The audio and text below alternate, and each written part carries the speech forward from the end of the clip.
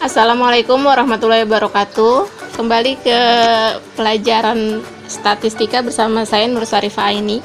Uji statistik ada beragam sekali jenisnya. Untuk menentukan uji mana yang dapat kita gunakan, ini tergantung pada berbagai kondisi penelitian yang kita laksanakan. Oke, kita akan menelaah satu persatu uji statistik secara umum ya. Uji statistik ada dua jenis, yang pertama parametrik dan non-parametrik. Untuk uji parametrik, ini harus memenuhi 3 asumsi dasar. Untuk non-parametrik, jika salah satu dari 3 asumsi dasar ini tidak terpenuhi, maka masuk ke dalam non-parametrik. Asumsi dasar tersebut adalah sebagai berikut. Yang pertama, sampel tidak bias. Maksudnya, sampel tidak bisa dipilih hanya anak yang pintar saja atau anak yang bodoh saja, sehingga kesimpulan tidak akan valid. Sampel tidak bias di sini, sampling harus dilakukan secara acak atau bisa menggunakan semua responden jika jumlahnya cuma sedikit. Kemudian yang kedua adalah data berdistribusi normal. Maksudnya, di dalam penelitian kita tidak boleh hanya anak yang pintar saja sehingga nilainya akan sangat bagus, atau anak yang nilainya rendah saja. Tapi distribusi normal di sini grafik akan berbentuk lonceng, di mana kemampuan anak berada pada titik rata-rata. Yang ketiga adalah variansnya homogen. Maksudnya adalah background dari responden yang kita gunakan ini harus hampir sama. Contohnya penelitian di sekolah negeri. Jika penelitian di sekolah negeri, maka dibandingkan dengan sekolah negeri lain.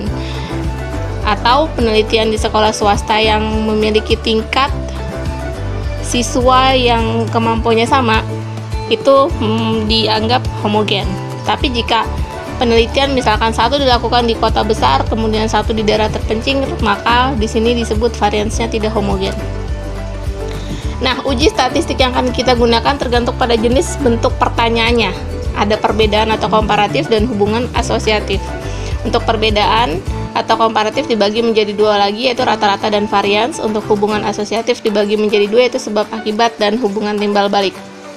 Oke, untuk perbedaan komparatif. Untuk rata-rata, jika 2 kelompok, maka bisa menggunakan pair t-test atau independent t-test. Jika lebih dari 2 kelompok, bisa menggunakan ANOVA. Kemudian untuk varians yang bisa digunakan, uji statistiknya adalah Fmax, Brown-Schmidl, kemudian Bartlett. Contoh perbedaan penggunaan pair t-test dan independent t-test. Jika kita mau menghitung berat badan sebelum atau sesudah treatment pada kelompok yang sama, ini yang digunakan adalah jenis pair t-test. Namun jika berat badan pada treatment untuk kelompok yang berbeda, misalkan kelompok A dan kelompok B, maka disebut independent t-test. Untuk hubungan atau asosiatif, ini dibagi menjadi 2 lagi, yaitu hubungan sebab akibat dan hubungan timbal balik. Untuk hubungan sebab akibat bisa menggunakan regresi, hubungan timbal balik menggunakan produk momen atau person untuk yang parametrik, dan menggunakan Spearman rank untuk yang non parametrik. Contohnya, untuk hubungan sebab akibat, contohnya adalah tinggi curah hujan terhadap manisnya buah jambu. Sedangkan kalau hubungan timbal balik, contohnya adalah tingginya motivasi belajar terhadap hasil belajar siswa. Perbedaan di antara keduanya adalah untuk sebab akibat ini tidak bisa berlaku 2 arah. Jadi manisnya buah jambu tidak mempengaruhi curah hujan. Sedangkan kalau timbal balik di sini adalah 2 arah.